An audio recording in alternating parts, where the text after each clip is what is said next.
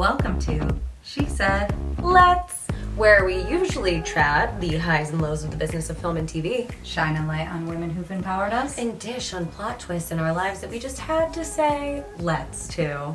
However, in today's episode, if you can't tell, we'll be doing things a bit differently. Perhaps it's our color scheme or the time of year it is currently. Or that it's just Kay and I today, but this is the Galentine's Day episode. All segments today will be themed around this very special holiday of love. And because I love to torture myself in the editing process, we're showing our faces today. Welcome. So glad that we could be here with you guys today. And so as you can see, all Kay's strange facial expressions like last time, and me taking a hit or two of my weed pen every now and again, because, you know, that's what we do.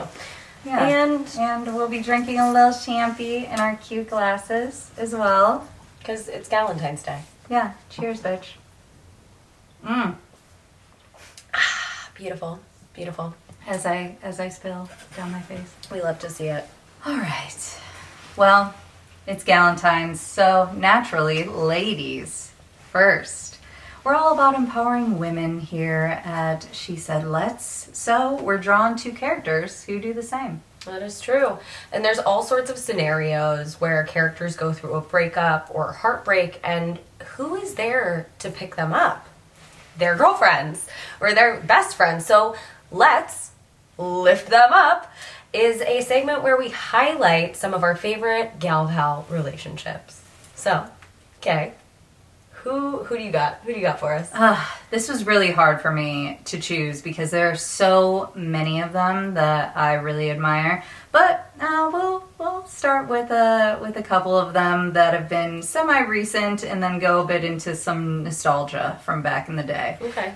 So the first one that I have is Aaron, Jenny, and Blair in Someone Great. Oh, good one. Which, if you haven't seen Someone Great, it is on Netflix, and you definitely should check it out. Highly recommend. First, I must say that this was like a Lizzo launch pad for me, and I think for a lot of other people too, because we have Gina Rodriguez, aka Jenny, as her character name, dancing around the kitchen to Truth Hurts as she's like doing other stuff, and then her girls join in on the magic and they're all dancing and jamming to this, and I was like, what the fuck is this song? I must know. Who is this? And I think, you know, it introduced a lot of other people to Lizzo as well. But Jenny, you know, she's leaving New York to go to San Francisco during this time, and in that process, her and her boyfriend also break up. The fine as fuck Lakeith Stanfield, God, aka he's beautiful. Nate. Oh God, I love him. Such a good actor too. Right? So good.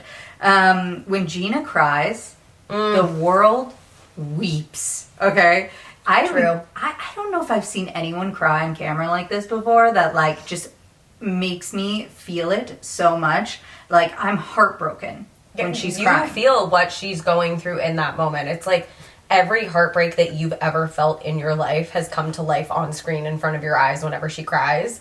It's like, fuck, I feel that. Oh my God, she's like full on body sobs, you know, and you can't help but want to console her, even though this is definitely just a character. Well, I feel like a lot of people in general can relate to that. Like that sort of just like gut-wrenching, you don't know what to do with your life after this person leaves you kind of feeling. Yeah, but I also feel like a lot of times we only see actors doing that when like someone dies or like their child has been, when really a lot of people cry like that for heartbreaks or other things as well. Well, that's why I kind of agree with you on this movie, and I'm glad that you wrote this one down because I didn't even think about this whenever I was going through mine. I mean, you probably have even seen whatever you were looking at the notes, but this, whenever I was reading yours, I was like, damn, she's making some really good points. I forgot that this movie even existed, and it came out, in 2020? Something like that. And the listeners maybe forgot too, so now you gotta go back. You gotta go and watch Someone Great. Another one that I have, which is probably one of my first ones, is Cher, Dion, and Ty in Clueless. which this was one of my favorite movies as a kid. And Cher Horowitz was always an icon to me. I love a makeover. Yes. And although it seems like a bit shady in the beginning, I really do believe that Cher and Dion grew to love Ty after a while and end up, supporting her, even standing up for her at that party with the Rollin' with the Homies party. I also, to kind of play off of that, because I also wrote Cher, Ty, and Dion in mine, because Clueless is a timeless movie. And Yeah. I feel like that circle or like triangle of friendship really kind of put it out there for females, I guess, in like the early 2000s, because in the beginning it did seem kind of shady, but you can see Cher like really, really trying to be there for Ty and kind of change her for the better and kind of adapt her into that new environment. And same with Dion. Yeah. Well, and also, I think, when those dumb dudes, hang her over that balcony at the mall, which is so dangerous, by the way. It's so unnecessary. I don't even know who came up with that they were going to hang her over that. So I have no idea, but I would love to know. Yeah, seriously. But then Cher obviously falls for a gay guy, which... the girls are there to pick her up after that. And I think we were all very supportive of her hooking up with her stepbrother, Paul Rudd. Everyone loves Paul Rudd. Yeah, and I mean, he looks almost exactly the same now. So, but another one from back in the day that was really big for me was Lucy, Kit, and Mimi in Crossroads. Which, first of all, Britney fucking Spears. Our queen. She still be dancing on Instagram, and you know what? Go off, Britney. Go off. I love it. And honestly, that's anyone needs to know about why I adore this. However, then we have Zoe Saldana and Taryn Manning. And we have Mimi, who's pregnant by a sexual assault. And Lucy and Kit defend her ferociously and emotionally support her as much as any teenage girl could with the skills that they have thus far. But I think that was one of the first movies that was brave enough to actually go into a topic like this, especially with Britney being the main star, because a lot of studios could have been like, no, we shouldn't get into these dark things or whatever it might be. And at the time they really didn't want to get into any of that. No, but we have to learn about these. They're real problems. The next one that I have is Roberta, Teeny, Samantha, and Chrissy in Now and Then. And if you haven't seen, have you not seen? I have not seen Now and Then. Oh, I saw this on your notes, and I meant to look up this movie and watch it, and I literally didn't. I mean, everything that's going on right now. I didn't have any time to watch this. Yeah, well, you watch it. I'm gonna have to watch this tonight. It is a great movie, and it was one of my favorite movies growing up because I love a film that has a younger version of characters and then flashes forward to the older version of them. And there were a bunch of great actresses in that. My favorite one was Christina Ricci, who actually ends up kind of having a little thing with Devon Sawa, who I love Devon Sawa. I think she punches him in the face in this movie too, which, go off, Christina Ricci. Great. Punch that motherfucker. I think he did do something bad, but, they end up together anyways. But They end up together anyway, it's fine. Made me think of I wonder what that will be like with my girlfriends. Because I was younger at the time and I was wondering, I have a group of girlfriends. When we get older, who will we be? What will we be doing? And will we still be together? And will we be able to come together and still share these nostalgic memories? So I think that was something that I could look forward to back in the day. And speaking of, older women, not that old, but older women who have great friendship, we cannot forget Charlotte, Miranda, Samantha, and Carrie. I also Sex wrote in the City. It's just, that we hadn't really seen women of a certain age who were still there for one another through dating in the city. And in New York, it's a place that often swallows people up and people can become distant and makes it harder for people to keep friendships. But we see them, meeting up for brunch or whatever, going to look for guys together and stuff, still in their 30s and even 40s. And now with the new show, 50s. I was going to say, now that the new show is out, now we're seeing them navigate it as they're, like, even older now. And no other show has been like that other than, like, Desperate Housewives, but even then, I don't even think that the friendships can really compare to Sex and the City because they were kind of at each other's throats more than half the time. Well, and they were housewives, right? Right. So it was like in a little neighborhood, which we often see more than like, people navigating the city at maybe an older age. Right. And my last one is probably the most recent, which was Molly and Amy in Booksmart, which I fucking loved that movie. The first time I saw it, I was in a place where I was closing myself off from the world and I was working my life away like Molly, even though she was working her life away to obviously get in a certain college and do school stuff, which was not, my situation at the time a couple years ago. But I thought that this was like an amazing relationship between two young girls that made me think like I need to be living how I used to. Which is actually going out and doing things and making memories with people that I love and not just trying to work all the time. Mm-hmm. And I needed to take chances and be a little reckless, maybe how I was when I was younger as well. I called it like my book smart age. And as long as you have your good girlfriends, you'll be fine, You know what's funny about that is you're the one that told me to watch Booksmart, and then I immediately fell in love with that movie. How crazy is that? Oh my god.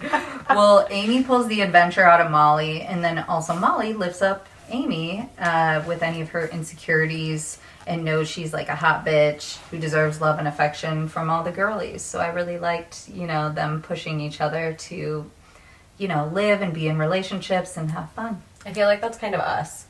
It is. That is us. Yeah. This is us. This is us. But not as sad as the show This Is Us. No. We're on Galentine's Day. We're not on sad day. Yeah. All right, Okay. Hannah, what about you? So I want to start off with the sweetest thing. Courtney, Christina, and Jane. This is still like one of my comfort movies, and watching those three women. I mean, first of all, Cameron Diaz, Selma Blair, and Christina Applegate. Yeah. Great cast, fantastic ensemble. And the one scene that sticks out specifically is whenever Selma Blair is sucking this guy's dick and he gets caught in her throat because his dick is pierced.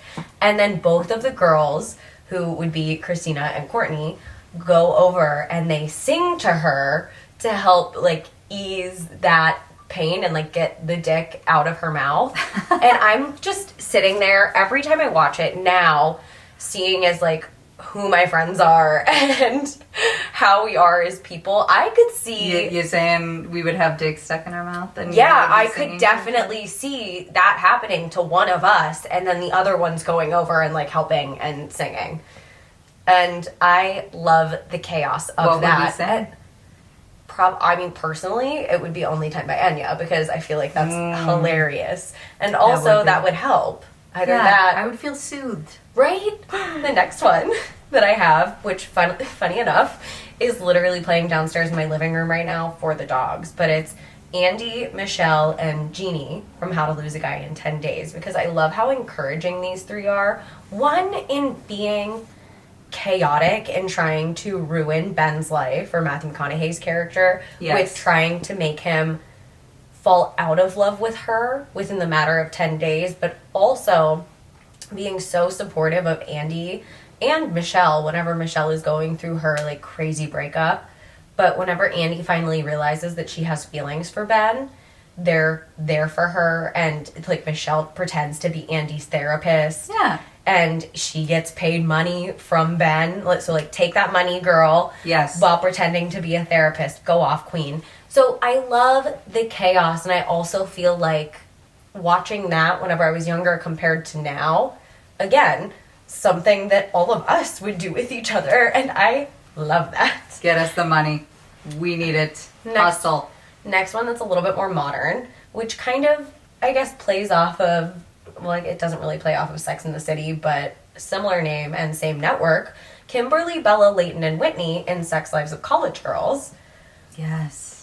We all know that I did not go to college, so I did not have that college experience of living in a dorm with people, and nor do I think it would be anything like this, but watching that show and seeing 4 different girls from 4 completely different backgrounds morph into this, like, beautifully messed up, weird friendship where they're just trying to help each other navigate their sexualities, their lives within college, their classes, like everything about their lives. To them trying to navigate that together is just a beautiful thing to watch, and it makes me feel like I'm in it with them in a sense. Well, and I would say that college feels like, because we don't have a ton of shows in college, which is why Mindy wanted to make a show in college as opposed to high school, even though she has never have I ever too.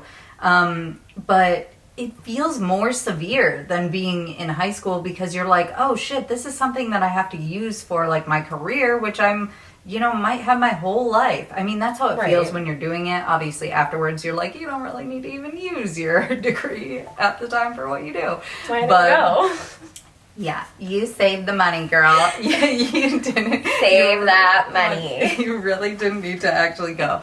But yeah, it just feels like a bigger time when you would actually need support than like in high school, when you can go home to your parents and like you don't have that. You literally live with these people, or they do. Right, and a lot of the time you're so far away that you literally can't get any help from anyone. Like, it's just, you could be across the country. So having that support system and making those friendships that are typically, they last like a lifetime. So seeing that play out on screen whenever it's something that we never really got to see growing up is just, I love it so much. And then my last 2 are Cher, Ty, and Dion from Clueless, which we already kind of talked about. But like this trio, first of all, this movie in itself is still one of my comfort movies. Yeah. Again, I have a lot of comfort movies, but this one specifically because Cher Horwatt, we have a very similar last name, so I just connected to that immediately. I didn't even notice that. Alicia Silverstone, Brittany Murphy, and oh my god, what is Dion's real name? Stacey Dash. Stacey Dash. Thank you. Wow. Oh. Stacey Dash. Listen, Brittany Murphy is my number 1. Always and forever. Rest in peace. Rest in peace, Brittany Murphy, you queen. But seeing them kind of grow and accept each other and helping Ty navigate that new school whenever she really didn't fit in. So, like, the popular girls are taking her in. Mm-hmm. That's also something that we never really saw until that movie. And even now, like, we don't really see that because Mean Girls is... I mean, it wasn't actually supportive. It went, like, the opposite way. Right. Until the very, very end, so. Exactly. And then, again, Sex and the City. That foursome is just timeless in general. Another comfort one.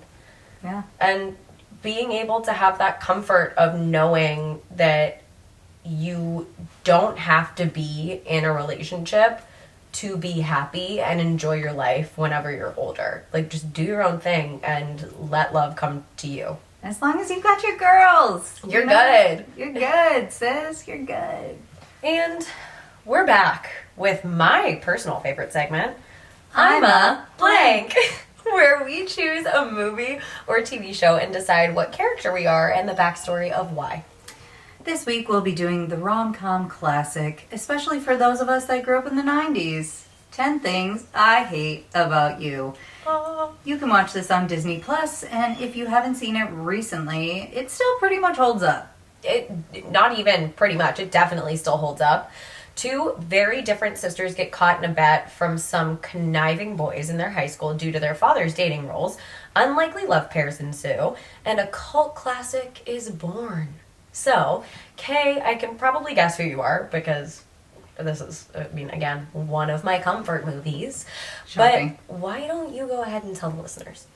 Well, I am Patrick Verona, which R.I.P. Heath Ledger. Jeez, we're talking about a lot of dead people today. Well, we're also talking about movies from the 90s and early 2000s. A lot of people are dead. They shouldn't be dead. No, they shouldn't be, but They've gone too unfortunately soon. they are. Yes, well, he was a very magnetic actor, as everyone knows. He enters a room and demands attention, but like in a chill way. And I would like to veer everyone off to the second episode that we had with Kelsey Dara, where she describes me in a very similar way. So That's true. Shout out Kelsey. This is the Galentines episode, so shout out Kelsey. Yes. One of our Galentines. Yes. Well, I've always felt like a man in relationships that I was in, especially in high school and whatnot. Even now, honestly. I love taking care of people, and I don't know if that's just, part of, but like in a way where like Heath, he was taking care of Julia when she was drunk, and he like bought her a guitar at the end of it with all of his earnings. That makes you feel like a man. Wouldn't that make you feel more like a mom? I mean, I feel like men are supposed to protect and take care of like their partners. They're supposed to. Touche. They're supposed to. So, but a lot of the time we're left feeling like moms. Yes. But when you're younger though, I feel like you're not momming as much when you're like a teenage girl. Yeah, you're right. You know what I mean? You're right. You're more so like navigating and trying to figure out what those feelings are. Well, yeah, as to like why you're feeling that way. Because you also have parents at that point, so you're not as used to being a mom. But in my case, I was. So yeah, I connected with him on that. Plus, the emotional side of things. I'm not the most emotional person all the time. So I also felt like a man in that sense. But also, he has a bunch of rumors swirling around about him that he, debunks later on about like how he, I don't even remember all of them. Wasn't one like a chicken fighting one or something in Australia? Yeah, he did all sorts of weird shit, or people thought that he did all sorts of weird shit, but that was not the case. And that was like me when I moved to a smaller town of Zeeland, Michigan. Everybody had preconceived notions about me just because I acted a certain way, but I didn't necessarily do all of the wild things that they thought that I did. What did they say?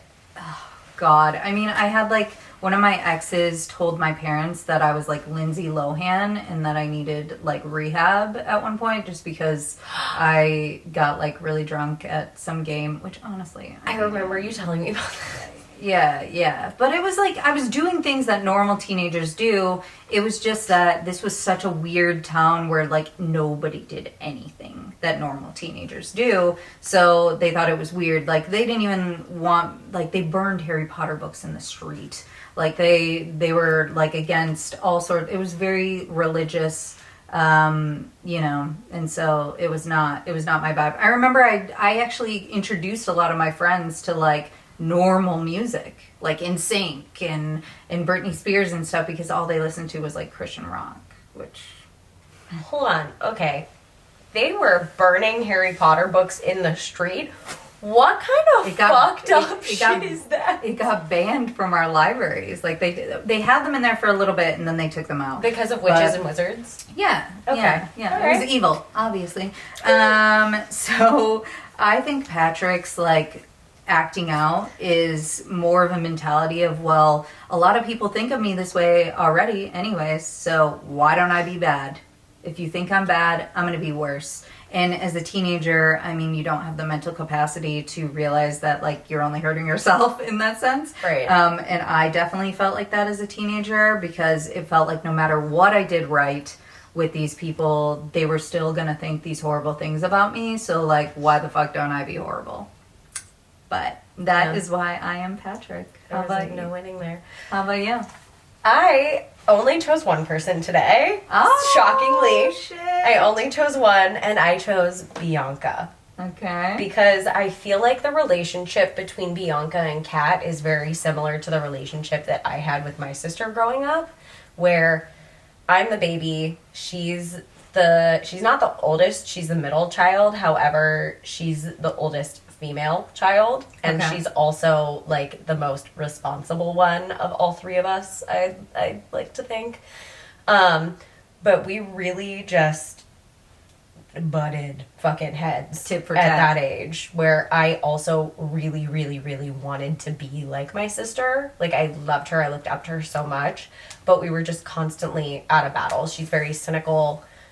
Now she works for the federal government. I am out here doing my thing. Not doing that. But it's just, it's just a very interesting relationship. And also with being the baby of the family, I felt like very protected by my parents, and felt like both her and my brother were always the ones that had to like watch out for me whenever we would go out and do things, or like if I was out with friends, it's like it was their kind of responsibility to like make sure I was okay. So that's also kind of relatable in that sense. Bianca is also the popular sister, quote unquote. Oh, so you're saying that you were so popular? I'm saying that I am the more loved one. Oh. No, that's a lie. Not the more loved one, but I just think in terms of our personalities, Bianca is the one that's like social butterfly and wants to talk to everyone, kind of like be around more people, whereas Kat is very secluded and only wants to kind of like go inward, and she's very introverted. That's the word that I'm looking for. And I think that I also kind of relate to that aspect because I am a social butterfly and I love going out and about and meeting new people and just being in new crowds, experiencing new things, where my sister does not really. So yeah, I think I am Bianca. Bianca also just like loves love. Yeah, that's true. Yeah. Do you love love? I do love love. Okay. I don't know about that, but I do love love. I just am not that great at being in love. Okay. That makes sense. Yeah. And we'd be remiss not to mention that the cast is out of this world. We have Gabrielle Union, we have Alex Mack. What is her name, Alex Mack, or was that like a show that she was in? The Bitch That's Bianca? She was like in the something of Alex Mack. I think her name is Alex Mack. Let me fact check. Also Joseph Gordon-Levitt. We also have Julia Stiles. On and on. We're going to call her Alex Mack because I haven't seen her in anything really since. 10 Things I Hate About You. Let's see. 10 Things I Hate About You. It is... Oh. It's not Alex Mack. It's Larissa Olenek. Huh. Olenek? Larissa Olenek.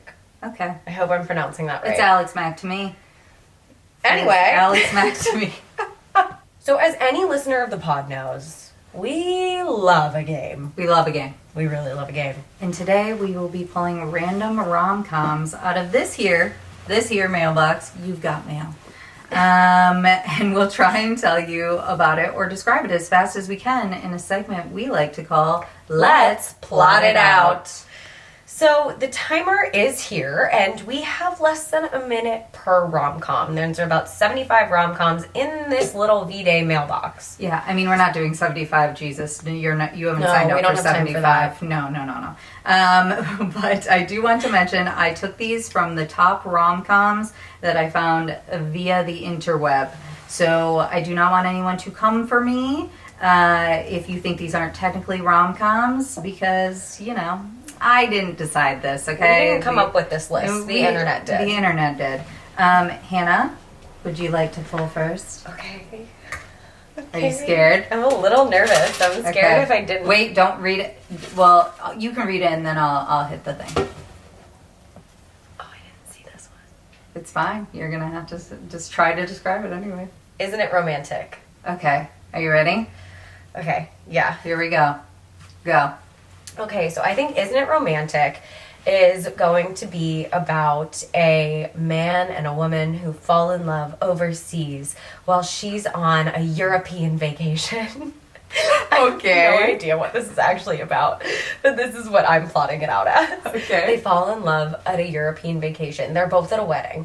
The bride, or no, not the bride, but the woman who falls in love is the sister of the bride, and the guy who falls in love is the groom's best friend. So it's really just like a tricky situation, and they don't want to get involved because, the bride and groom just got married and they met at the wedding. Anyway, they both live in New York. Okay. And they re-meet at a bagel shop in the morning. Okay. They're both getting their morning coffee. New York, famous for bagels. Yeah, but we love a bagel shop. But they re-meet again whenever they're getting their morning coffee at this bagel shop, and then they touch hands reaching for the same coffee, and then they fall in love.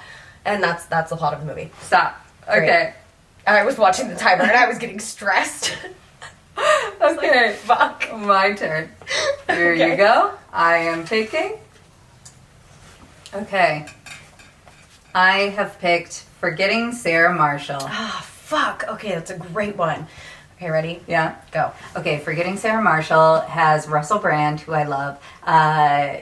Kristen Bell. Kristen, no, you're not supposed to correct me. Kristen Bell, who is famously from Michigan, the Detroit area. And also the tall guy who, don't you dare say, Not saying shit. There's a really tall guy and he's very depressed, and I can't remember what he does for a living, but I do remember do we see his dick? We might see his dick in the beginning, or his ass or something. That I do remember that scene. But anyways, they go on a vacation. I think it's in Hawaii, but then for some reason Russell Brand ends up fucking Kristen Bell a bunch of times, and she loves it. She really loves it. She makes a lot of noise when she's doing it. Oh yeah, and Mila Kunis is there, and she works at the hotel or something like that, and then like she meets the tall guy who I can't think of his name, who's very like funny and whatever in How I Met Your Mother, and they fall in love, and that's the end.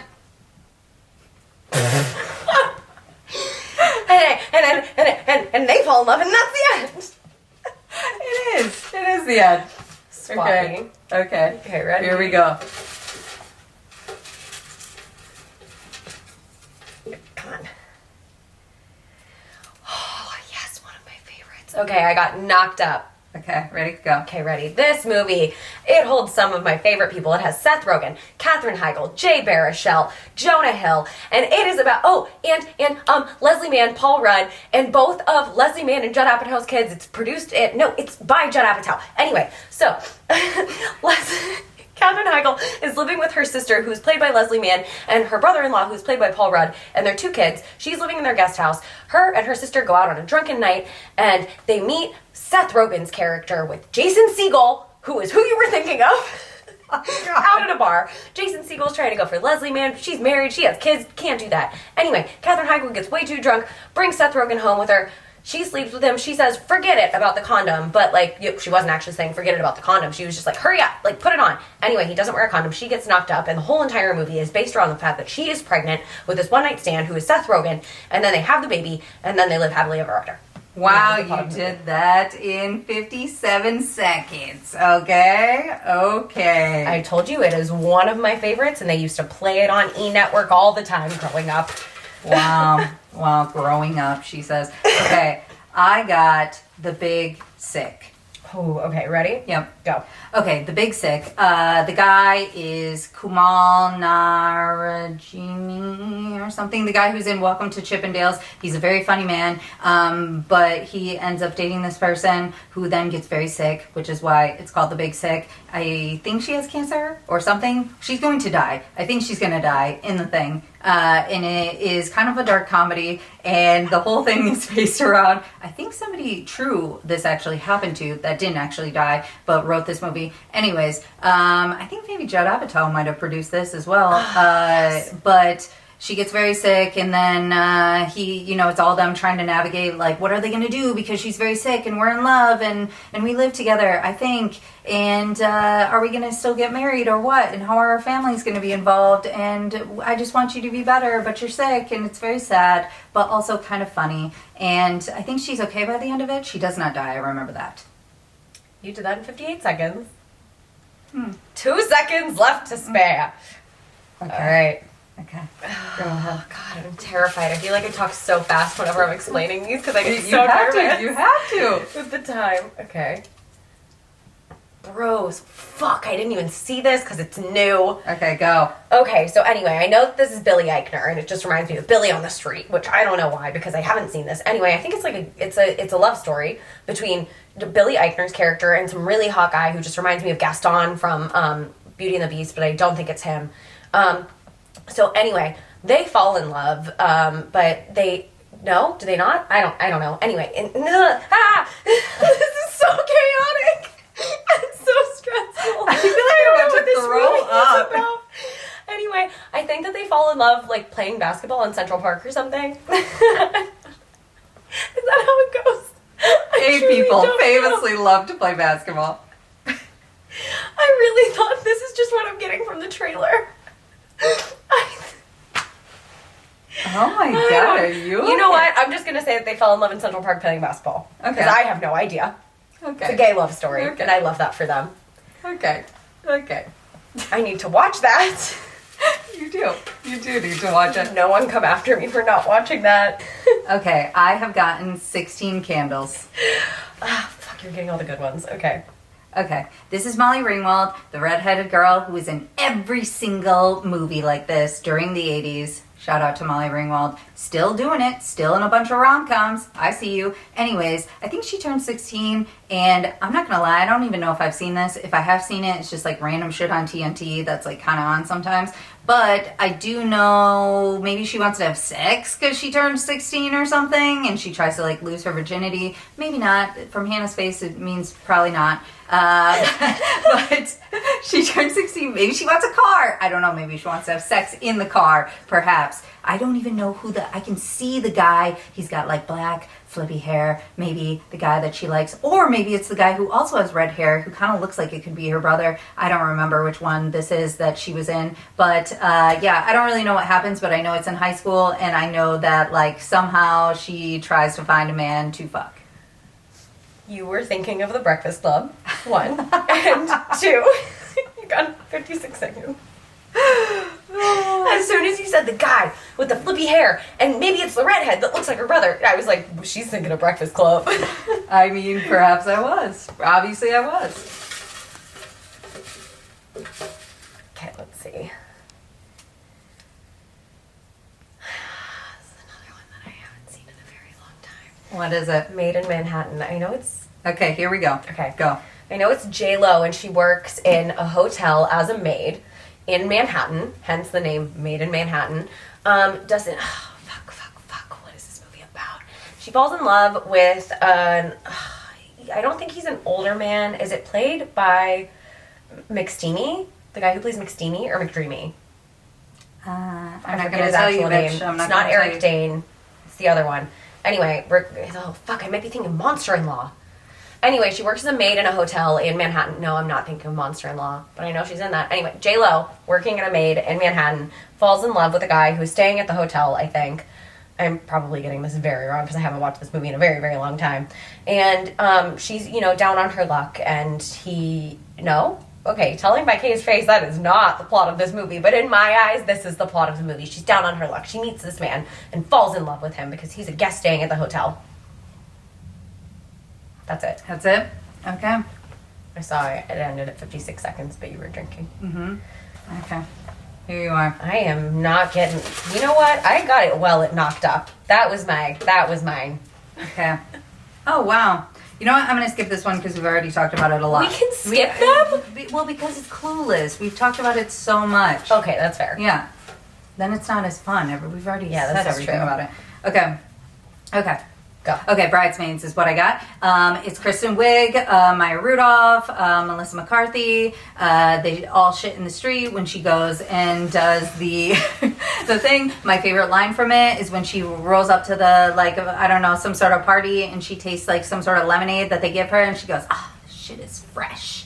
I love that part. Anyways, she gets her asshole bleached, and her friend is mad that she gets her asshole bleached, and John Hamm is in it, and Kristen Wiig fucks John Hamm, but he's a fucking asshole. But I heard he has a big dick. And so then, anyways, Maya Rudolph is getting married, and Rose Byrne is also in it, and she's kind of like the asshole that, pushes everybody, but she's very rich, and so she helps Maya Rudolph's character get all these things that she would possibly sometimes want, but Kristen Wiig feels really bad about it. But at the end, all of the girls have a lot of fun together, and they all become good friends, and they all get it, and there's so many laughs, and it's one of the best rom-coms of all time, honestly, or best female cast of all time, and everyone should watch it. That was beautifully said. Yeah. My favorite line from that movie is Melissa McCarthy whenever she talks to that one guy, and she's like, I'm gonna climb you like a tree. I've said that to someone before. I have too. Literally said that. I think I had a blog post named that, actually. Oh, I have too, and I will still use that to this day because it is just that incredible. Okay, let's see. Hitch. Okay, ready? I am getting... Here we go. Okay, I need to watch more rom-coms because I literally have no idea what this is.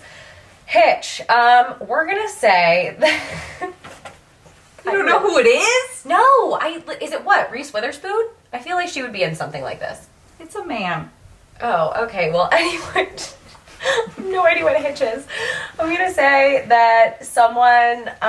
Fuck, dude. I need to watch more rom-coms. Clearly, I only have the basics. Hitch is about, again, two people met at someone's wedding. Let's say it was their. No, okay. Well, today it is.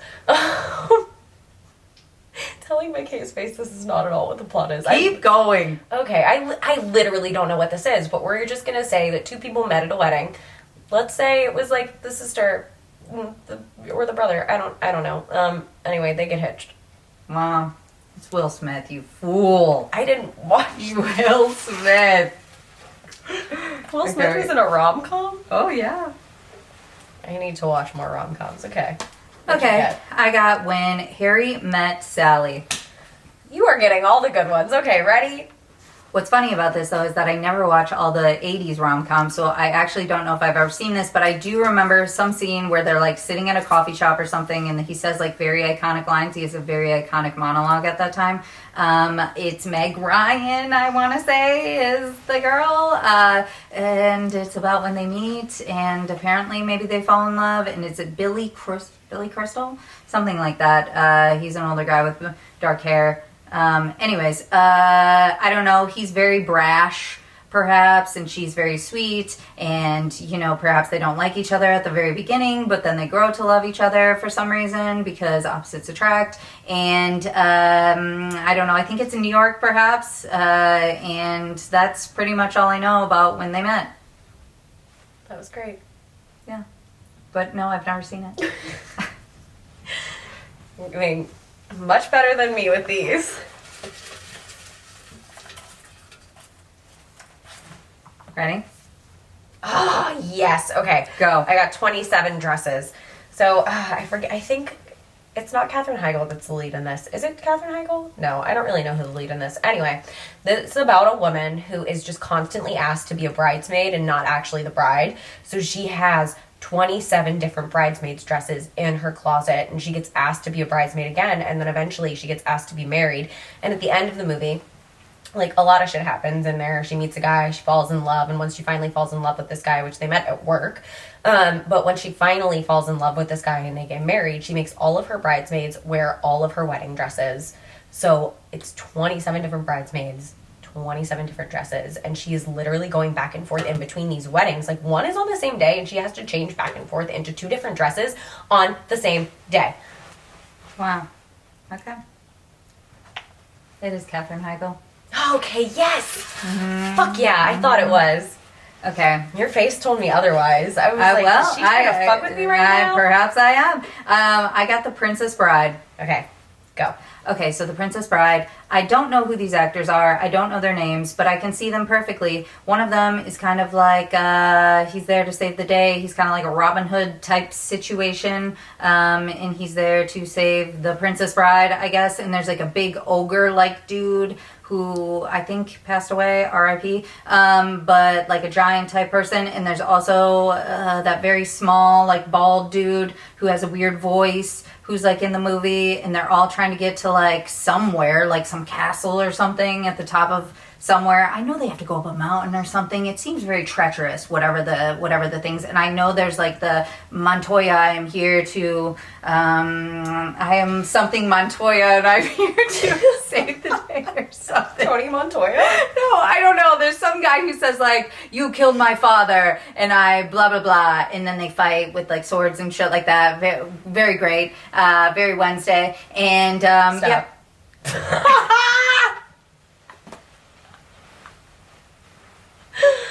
You got caught up in the sword fight there. You were like, they were doing Montoya something. And I don't know what it was. Oh my god. Damn. Okay. This next one, 50 First Dates. Okay, go. Okay, so Adam Sandler, Drew Barrymore, they're in Hawaii. Rob Schneider is also in this, and he plays a crazy person just like every other Adam Sandler movie, and I fucking love it. Anyway, so they fall in love. Finds out Drew Barrymore's character actually has like this type of amnesia or like dementia type thing where she completely forgets every single day who her partner is, who is played by Adam Sandler. They fall in love, and he continually takes her on first dates every single day to try to get her to remember who he is. And at the end of the movie, he sings her these songs like Adam Sandler does in like every single one of his movies. At the end of the movie, she kind of remembers who he is, and they fall in love, and it's a beautiful thing. But it's basically just centered around Drew Barrymore continually forgetting who Adam Sandler is, and him taking her on these dates so that she remembers who he is. Okay. One of the many Adam Sandler, Drew Barrymore rom-coms. Oh, I will continue to watch their rom-coms. The Wedding Singer. Okay. I got My Best Friend's Girl. Go. Which is different than My Best Friend's Wedding. My Best Friend's Girl is with Dane Cook and Kate Hudson, I believe. And I've seen it, but I don't really remember. But I guess like Dane Cook is like the outsider one. I don't remember who Kate Hudson was supposed to be with, but I think whoever his best friend is, is with Kate Hudson, and then he comes in and swoops in when he was actually not looking like an insane person with way too much plastic surgery, so we could actually believe that he would be someone that Kate Hudson would actually like, unlike now, because he has a child bride now. But anyways, so he does. And so he does a lot of conniving shit, and she ends up falling for him, even though he's kind of like a screwball, whatever. And then they're together, and they're really cute, but it's kind of fucked up because he really should have not done that, because that's his best friend's girl. That is his best friend's girl. It is. It is. Okay, last one, Han. Okay. For you. I'm terrified. Ready? Oh my god. Okay, yes, Go. There's something about Mary. It's Ben Stiller, Cameron Diaz, and a lot of other fucking people that I truly just cannot remember right now. I just rewatched this movie over the Christmas holidays, so I remember this. Anyway, Ben Stiller meets Mary, who is played by Cameron Diaz, whenever they're younger in high school. Fast forward, they grow up, they both move down to Florida, Mary moves down to Florida. Ben Stiller's character follows her because he's in love with her, but here, actually, everyone that dates Mary is in love with her because there's something about Mary. So Ben Stiller hires these two guys to stalk and follow Mary around while Mary is living with this older woman, and they have a dog. A lot of shit happens. At one point, obviously Ben Stiller and Mary, I forget his character's name, but they kind of regroup and catch up. A lot of shit happens again, and they're at Mary's apartment, and the dog is there, and then Ben Stiller throws something out the window, the dog goes out the window. The end of the movie is basically just Cameron Diaz in front of all of these. Stop. Okay. I thought you were going to say the part where he comes in her hair or whatever. She uses it as fucking hair gel or whatever it is.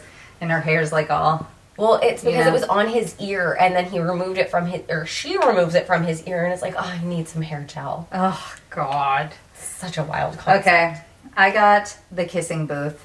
Go. I literally just watched The Kissing Booth 3 last night, and let me say, it's Joey King, it's Jacob Elordi, which I did not like this hair that he had here. He put some sun in or some shit there, but he's still very hot. Everyone would still fuck him, but he doesn't look his best here, like in Euphoria. But anyways, they are together. He, I guess they're together in high school. It's a trilogy. There's 3 of them. He goes off to Harvard, which is kind of hard to believe with his character. But anyways, she's going to go to Harvard with him, but then she becomes a video game designer, and she decides to go to USC. And all these hot men fall for her, even though she is a very big-eyed, bush baby-looking person, which is totally fine that she looks like a bush baby, but also her character is pretty annoying. She's really obsessed with her best friend, and they can't detach each other from each other, and it happens to be Jacob Elordi's younger brother, and so it makes things complicated, but their families are really entwined, and, they end up not together at the very end. That was beautiful. 57 seconds. Mm-hmm. And that's where we end. Okay. Well, everyone has those couples that they need to be together. You may even cry about them not working out or finding a new partner that you then evidently despise. Some of you, some you may love to hate, but no, they were meant for one another. Some you daydream about having your own similar relationships or maybe you wish you were that girl. Yeah, we've all been there. And we've all been attached to those couples. So, we ship it is where we talk about just that. So, I'm going to go first here. And of course, I'm going to start out with my favorite couple of all time, who we have talked about countless times on this show, Seth Cohen and Summer Roberts from the OC. Yes. This couple is like the epitome of what I want my relationships to be like, because my love for this couple is never ending, and I want to talk about one specific scene between them, which I think happened in season 2, I believe episode 14, where they have their Spider-Man moments. Specifics. Very specific, but I'm like 99.9% sure that that is the correct one. But they were in a fight at the time, and Seth is climbing onto his roof with his Spider-Man thing, and then Summer realizes that she actually really loves Seth Cohen, and this is after all of the love triangle debacle between him, Summer, and Anna, and them finally coming together, and then them separating again, and then them coming together again whenever Summer actually like storms into his house, finds him hanging upside down in the rain in his Spider-Man costume. And she pulls the mask over his face and she just kisses him whenever he's upside down. And it's one of the most beautiful scenes ever. Iconic. It truly is iconic. And that, like, really solidified my love for Seth and Summer, because they just had to bring Marvel into it with Spider-Man. They had to. The next one I'm going to talk about is kind of a basic one. And I feel like I might get a little bit of hate for this. But Edward and Bella in Twilight. Listen. That movie had a chokehold on a whole fucking lot of us. That movie, the books, everything. You were either Team Edward or Team Jacob. And I stuck with Team Edward. I also was Team Edward. You know, whenever your body glitters in the sunlight, that just immediately wins me over. Beautiful. I also love wolf dogs, so I should love Jacob. And whenever I was younger, I think I was Team Jacob. However, Edward is... There's something about vampires in general, because my next answer is also kind of relates back to vampires in a sense. But their love is so toxic and chaotic and psycho in a way that's like, you're in love with a vampire who's like 700 some years old whenever you're 17. We love an older man. We love an older man. We love an Especially, older man. we love a rich older man. And Edward comes from money, baby. He's gonna look like that forever. He doesn't even need surgery. He just looks like that. He's got the vampire pollen pumping through his veins. I don't even know if it's pollen. Pollen. Okay. Vampire poison. What is it? What is it I called? don't know, he's licking pollen off the ground. Vampire pollen pumping through his veins. I don't know. I've always rooted for them as a couple. And, you know, our teenage hearts are just going to love that. Which kind of leads into my next one, which is Elena and Damon from Vampire Diaries. So I forgot all about this, and I love Damon. I also love Damon, and it was between him and his brother, his brother's name is Stefan, right? Played by Paul Wesley. And Damon is played by Ian Somerhalder. And this could just be because of my real life love for the relationship that Nina Dobrev and Ian Somerhalder have, which, crazily enough, Ian Somerhalder is married to another vampire from Twilight, Nikki Reed, right now, and I love Nikki Reed. They are about to have their second child, so congrats to them. I also love Nikki Reed. But their relationship on screen and watching Damon and Elena, the sexual tension between them, it was steamy. It was hot. Everybody wanted her to end up with Stefan for some reason, but I love Damon. Well, that's because Damon was like a cold, hard killer. Yeah, there was something about him that was just, I mean, it was probably that. And I mean, again, with the toxicity of all of it. I love toxic chaos, which I really shouldn't, but we love a toxic time. But I always really wanted to see them end up together, which leads me into my last one, Lucas and Peyton from One Tree Hill. I know a lot of people are like Lucas and Brooke or Lucas and Peyton. There's like there's a distinction between the two, where some people think that he should have ended up with Brooke, and there's a reason why I don't think he should have ended up with Brooke, and that being because their real life relationship didn't work out because Chad Michael Murray cheated on Sophia Bush. Anyway, that's neither here nor there. I just love Peyton's character in One Tree Hill. Yeah. And I also, the trouble that they had to go through and the hoops that they had to jump through, pun intended there because they were basketball players. It was heart-wrenching to watch the love triangles and seeing Peyton, like, being so hurt in all of the seasons and Lucas kind of being there to save her and pick her up. So I was always kind of rooting for that relationship to really stem forward. And then it got to a point where Hillary Burton Morgan had to leave the show because of some back-end issues on the show, which if you listen to their podcast, Drama Queens OTH, you will learn all about. Me plugging their podcast on our podcast. Yes, please. Please do. They are fantastic and you should watch them. But yeah, I was constantly Team Peyton whenever it came down to the Lucas Scott dating debacle of the early 2000s. All right. So those are mine. Kay, let's hear yours. Well, I have Blair and Chuck from Gossip Girl. Let's start with the toxic one, shall we? Blair and Chuck had the electricity like I have never seen before, okay? And when he didn't show up at the Empire State Building, oh my God. And Blair was waiting and waiting and waiting. And I am notoriously not someone who likes to wait for anything. So I was just thinking to myself, girl, you need to leave. Leave now. Leave. But, I thought I was going to throw up watching that scene. Honestly, Yeah. I was so stressed about it. And I was furious.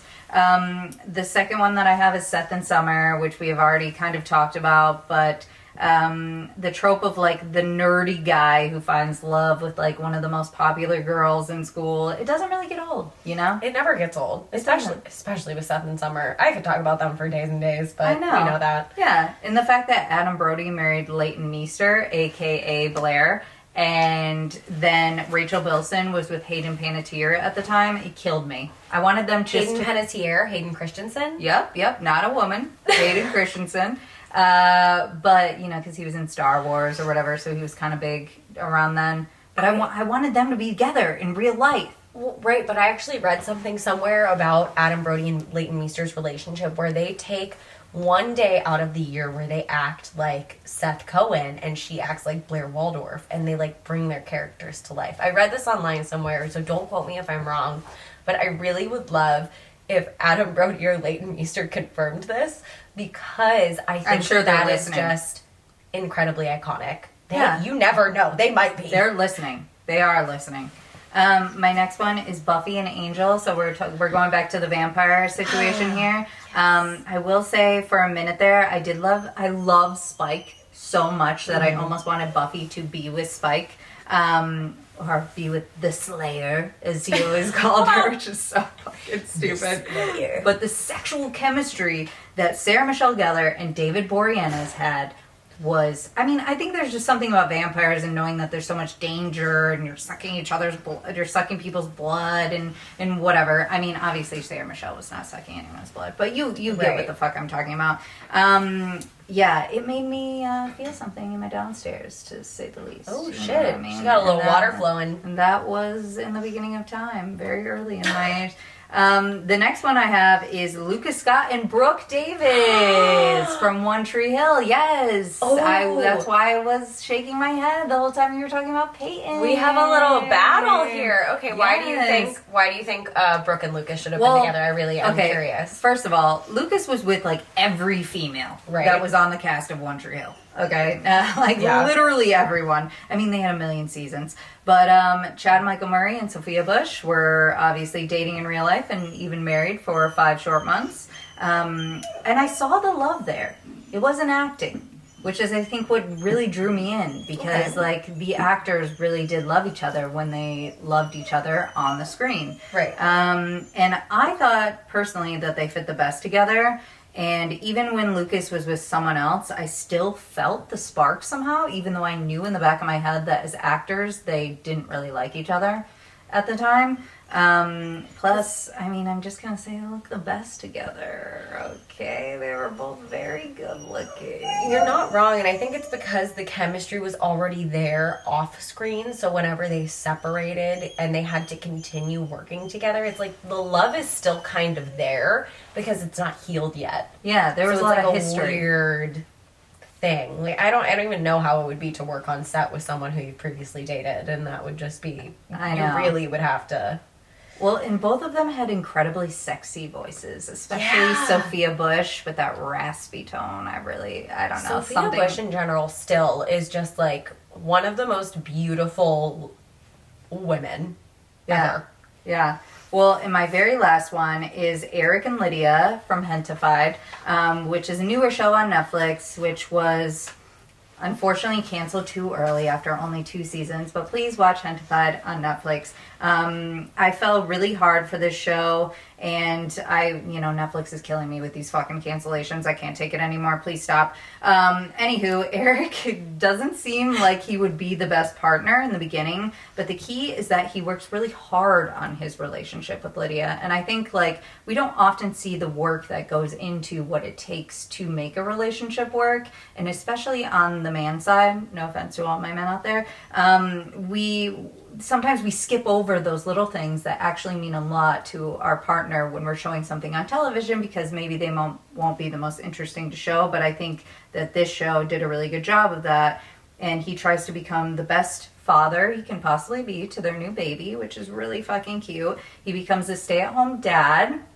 when Lydia gets like this big new boss girl job teaching at this like university, and he's also taking online classes to like further his education at the same time he's trying to take care of their baby. And I feel like they're so cute and supportive of each other's dreams, and they don't really care, especially someone in a Mexican American family or a Mexican family. He could be like, oh, I'm so macho, I'm not going to be a stay-at-home dad, or I'm not going to do these things that maybe don't seem manly, but he doesn't seem to care about that. All he cares about is his family and making sure that they are the best they can be, which is really, really cute. And everyone should do that.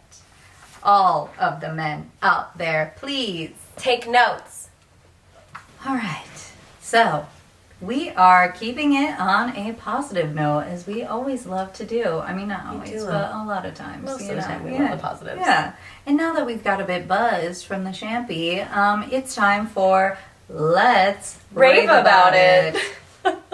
In future episodes, we may talk about a topic or a situation pertaining to the industry in some way. It could even be a show that we're gagged over, or a movie that we really, really love. Yeah. But today we're raving about Valentine's Day, what we adore, love, fawn over. So, Hannah, why don't you tell us what your favorite things about Valentine's Day are? I would just love to. The first thing I wrote down, which we kind of touched on this a little bit earlier, but I love love in general. I'm just a big fan of love as a whole. I'm a big lover myself, a cheerleader for love, if you will. And believe it or not, I can be a bit of a hopeless romantic sometimes, because with loving love, I often fantasize about a lot of different things and situations pertaining to love and what it could be like for my own personal life. So I love that there is a holiday surrounding love, because there's really not a whole lot of love in this world, even though everybody does have a lot to give. So just a reminder, a lot of people hate Valentine's Day because of that aspect, and a lot of people hate to see other people happy and thrive, but I'm a type of person who loves to see other people happy and doing things that they love and thriving, whether that be in life, career, relationship, whatever. So the fact that there is a holiday surrounding love as a whole should act as a reminder for everyone to spread more love, because that's a huge thing, and there should be a lot more love to spread in this world, no matter who you are. So, like, spread less hate. Just spread a lot of love. And since I am typically single around this holiday season, I tend to spend it with my girls, because we celebrate Galentine's Day. Galentine. So having that day where you just set aside time to be with your friends, and a lot of the time it'll just be like a group of a bunch of people who are single, and that'll be men and women, like everyone put together, where we either all get dressed up and go out to dinner, or we book a movie and we go and just get a bunch of snacks. We just have a day to ourselves to be with each other and celebrate our love for one another and our friendship and the growth that we've made over the course of the year. So I really love that. And I just, I love going to the movies on Valentine's Day. It just really makes me happy. A lot of the time we go see a really fucked up horror movie, and I think that is such a beautiful thing. I love the snacks that comes with the holiday as well, whether that be candy or just like really savory treats like the heart-shaped pizza. Yes. I love that shit. Pink is one of my favorite colors. Red has since become one of my favorite colors, probably because I've been influenced by Kay and also this wall and these chairs. I love offsets of red, pink, a lot. So the decor around the holiday time within itself. I was at Target the other day with our friend Kate, and we got stuck in the dollar section looking at all the cute little Valentine's Day shit that they had, being like, oh my god, did you see how cute this is? We need this now. But we're both also in the process of moving, so we don't want to get anything new until after we actually move, because why would I need heart-shaped like little candy things before? I could use them. I brought you some, so it's fine.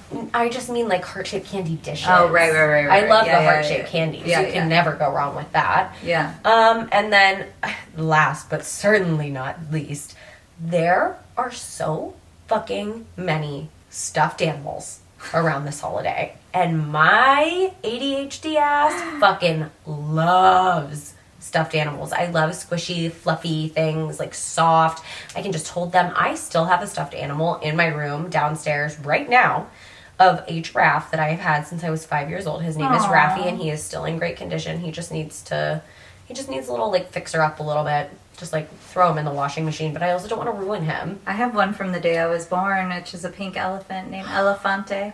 Oh my god. I still have it. That's literally what I got my nephew as his first stuffed animal. Oh my gosh. An elephant. Yes. Yeah, named Gerald. Gerald.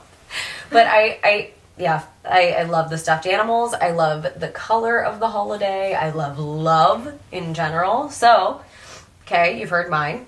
Let's hear yours. What do you love about this holiday? Well, red and pink are also some of my favorite colors, if you can't tell. So when I see a smattering of them, out in a store this time of year, it immediately makes me like in a good mood, just like you said when you were at Target. A smattering of them? Yeah, a smattering. Smack. I Speckle. love that word. Yeah, me too. It's good. I fucking love candy, okay? Yeah, I love candy so much. I'm surprised all my teeth haven't fallen out. I have had like 20 fucking cavities and many other tooth issues, which I'm smiling about, but really it caused me a lot of pain. But me and Hannah went to Universal the other day, and they opened this place called Toothsome. Which was basically like Willy Wonka's chocolate factory. They had like 100 different fucking chocolates. They had like candy that was packaged in like potion bottles full of sugar. They had like 12 different kinds of cotton candies. And I was literally like, I am going to be someone that they use for this commercial, because I was flipping my fucking shit around there. I was going, you guys, look at this, look at that, look at this. You were a kid in a candy store in there. I was. There was one little thing, the potion bottle that she is speaking of was like a powder thing. What a kind fun of like dip. a fun dip. Yeah. And she pulls it out and she goes, guys, we need this immediately. It's like a fun dip. And just got so excited. There were truffles. We each got 6 of the truffles, and I immediately shoved the 6 in both of our mouths. Yeah. And so good. Yeah. Well, I love anything that puts it into like beautiful packaging, even if it charges you like $1 trillion. I will be the consumer for that. And so, nothing gets me more jazzed than sugar that's marketed in a lovely way. Oh no. Well, so I will say about the chocolates though, I don't normally like chocolates, so do not get me one of those heart-shaped boxes. I'm not a big fan of those if you are getting me something for Valentine's Day. However, they had this mango chamoy one at Toothsome that ruined every chocolate for me that I've ever had. It was unfucking believable. This shit was life-changing. It was Oh, it was several best different chocolate things ever. There was so much different. It was sweet. It was spicy. It was salty. It was everything you could have wanted. It was like a nice combination of everything you could want in a chocolate in a chocolate. I think if I go back, I would just get those. Literally, like, maybe as big as my eyeball. Yeah, amazing though. Amazing. Incredible. Yeah. So I also just love treats in general that are decorated prettily. Prettily. Decorated prettily. I don't like frosting, but I like the looks of frosting. Like, I like when things are decorated cool with frosting. And every year I used to have, similar to you with the Galentine's Day, but I used to have an anti-Valentine's Day at my house in LA where I completely decked out our apartment. I made ridiculous like heart candy cookies with funny sayings on them, like DTF or BDE or FU, just like funny saying, you know, little abbreves like that. And all the gals would come in their onesies or pajamas, and my onesie was the devil, which I thought about wearing today actually, and I used to do devil makeup for it as well. Why haven't you done this in so long, and can we restart this? I mean, we need to restart it. It was costing me like so much money because I would put a lot into it. I would get like so many treats. I would make like a sherbet punch that was like red that everybody would drink, and I would like print out all these things, have like a photo wall, and we would play like themed games and stuff with all the girls and like talk gossip. We should restart this and do a co-op one where we both host, and then you're not putting out all of this shit by yourself. Oh my god, yes. Yeah, I think that'd be cute as shit. Let's fucking do it. Okay, we're doing it offline about this. We're doing this. Yeah. Gifts, as I've mentioned before, are my love language. But for Valentine's Day, I much prefer to receive things I would normally want, like every time of year. Like, I don't want any flowers. I don't like flowers. I really don't like them. I feel like they're way too expensive. They die. It's something that then I have to take care of, which doesn't feel like a gift to me. Yeah, they're pretty, but like for literally a second. Also, I have a cat. If he eats them, he's gonna die, and he will eat them. So yeah, I mean, I wouldn't mind some lingerie, I suppose. I do love, speaking of lingerie, I love the lingerie sales that they have around Valentine's Day. Yeah. Specifically, like Savage by Fenty. Yeah. I'm gonna continue to promote this shit because Rihanna, 1, and 2, everything that she has on Fenty is fucking incredible. Yeah, Super Bowl coming up. Rihanna, buy some Savage. Exactly. But I also would say that an excuse to go to a movie is nice too. Although I will say that like going to a movie around Valentine's Day and or Valentine's actual day is kind of annoying. But I do have some memories of years past with like me in middle school, like holding a boy's hand for the first time at like the movies or something, like a scary movie, or you know, I don't know, maybe having a kiss with a boy for the first time or whatever. It was like an excuse for your parents to let you like go to the mall and go to the movies. Yeah. Which I loved. That's true. But that's so cute. Anywho, thanks for getting romantic as fuck with us today. We'll have many more Let's stories in future episodes. Also, many more fun-filled segments and guests. In the meantime, make sure you are following us on both Instagram and TikTok at OCS Productions, and let us know which segments from today were your favorite, because we really want to hear from you. And also, if you could please rate us with a sparkling 5 stars wherever you listen to podcasts, and write us a review on Apple Podcasts, because again, we want to hear from you. So send us anything and everything. Yeah, and we'll catch you next time for more She Said. Let's